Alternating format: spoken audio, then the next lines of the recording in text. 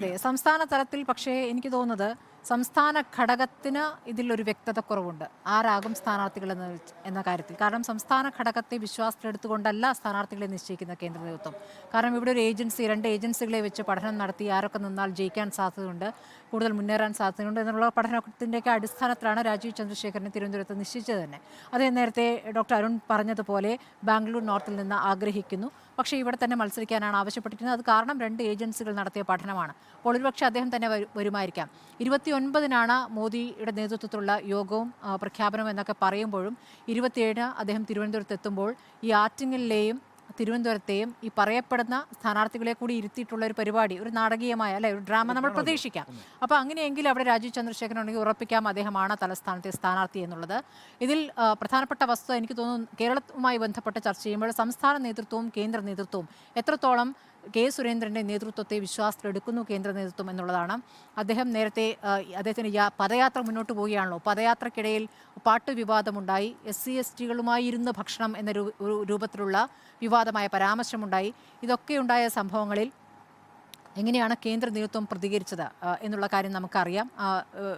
ജാവ്ദേക്കർ പരസ്യമായി തന്നെ അതിൽ ആ പാട്ടുമായി ബന്ധപ്പെട്ട വിവാദത്തിൽ എന്ത് നിലപാടെടുത്തു എന്ന് നമുക്കറിയാം. അപ്പോൾ ആ രൂപത്തിൽ സംസ്ഥാന ഘടകത്തെ അത്ര ഗൗരവത്തിൽ കാണുന്നില്ല എന്ന് വേണം മനസ്സിലാക്കാൻ. ഇപ്പോൾ പത്തനംതിട്ടയുമായി ബന്ധപ്പെട്ട വിഷയത്തിൽ അവിടെ ഒരു ക്രിസ്ത്യൻ സ്ഥാനാർത്ഥി വേണം. ഇപ്പോൾ VC ജോർജ് ആണെങ്കിൽ തന്നെ ഇപ്പോൾ ജനപക്ഷം ഇതിൽ BJP ലയിക്കുന്നത് സംസ്ഥാന ഘടകത്തിൻ്റെ അറിവോടെയോ താല്പര്യത്തോടു കൂടിയേ അല്ല എന്നുള്ള യാഥാർത്ഥ്യം അവിടെ നിൽക്കുകയാണ്. അദ്ദേഹം നേരം ഡൽഹിയിൽ പോയിട്ടാണ് അവിടെ പാർട്ടിയുടെ ഭാഗമാകുന്നത്.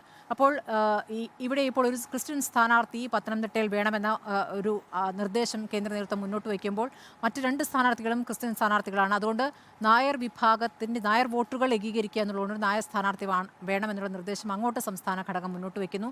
അങ്ങനെയെങ്കിൽ PC ജോർജിന് ഉള്ള വാഗ്ദാനം അവിടെ അവസാനിക്കുന്നില്ല. അങ്ങനെയെങ്കിൽ ഷോൺ ജോർജിനെ കോട്ടയത്ത് മത്സരിപ്പിച്ചുകൊണ്ട് അവിടെ BDGSന് മറ്റൊരു സീറ്റ് നൽകാനുള്ള ആലോചന പോലും നടക്കുന്നെന്ന് കേൾക്കുന്നുണ്ട്. അപ്പോൾ ആ രൂപത്തിൽ കേന്ദ്ര നേതൃത്വത്തിൽ വിശ്വാസം അർപ്പിച്ചവർക്ക് ആ ഉറപ്പുകൾ നൽകാൻ കേന്ദ്ര നേതൃത്വം തയ്യാറാകുന്നു. സംസ്ഥാന ഘടകത്തിന് ഒരു വ്യക്തത കുറവുള്ള ഒരു സാഹചര്യം അത് യഥാർത്ഥത്തിൽ ഇവിടെയുണ്ട്. ഈ പറഞ്ഞതുപോലെ ഈ സംസ്ഥാനത്തെ നേതാക്കൾ പോരാഞ്ഞിട്ടാണ് ഇപ്പോൾ ഈ 2020 നേതാവിനെയും ശോഭനയും അടക്കം സമീപിച്ചു എന്നുള്ള വാർത്ത അവിടെ നിൽക്കുന്നത്. ഏതായാലും നമുക്ക് നോക്കാം വരും ദിവസങ്ങളിൽ 27-ാം തീയതി ഏത് രൂപത്തിൽ ഏതെങ്കിലും ചെറിയ കാര്യങ്ങൾ രണ്ട് മണ്ഡലങ്ങളുടെ കാര്യത്തിലെങ്കിലും വ്യക്തത വരുമോ എന്ന് നമുക്ക് നോക്കാം.